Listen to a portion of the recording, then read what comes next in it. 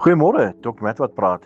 Ons is so 'n klomp manne bymekaar op 'n mannekamp en ons is by 'n dam en nou is ek lus om net bietjie nonsens te praat. En nou sê ek daar vir 'n klompie ouens so bymekaar, ek sê, julle moet julle self regkry want 4:00 vanmiddag is hierso 'n duikboot resies wat gaan plaasvind. Nou 'n party ouens het onmiddellik gesnap wat ek sê, duikbootresies, uiteraard gaan jy niks onder water kan sien nie, en die ander ouens sê, wow, dit gaan kwaai wees, en ek hoor die een praat met die ander en hy sê, joh, dit gaan iets wees om te sien, ek kan nie wag nie, ons moet die tyd dophou, ons mag dit nie mis nie.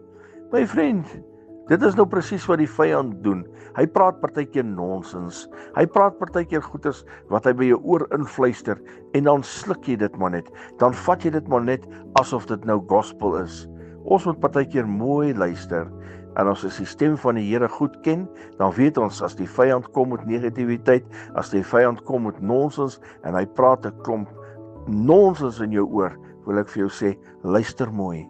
Luister mooi in dit wat hy sê, en dan kan jy dit verwerp, en dan kan jy dit wegkeer, en dan kan jy net die wapenrusting opneem, en elke vuurige pyl afkeer, maar dit is belangrik, om sekerheid te hê, as die stem van die Here met jou praat, om geag te gee, gehoor te gee, moenie luister na onbenullighede, wat van die vyand afkom nie, maar luister eerder na die stem van die Here.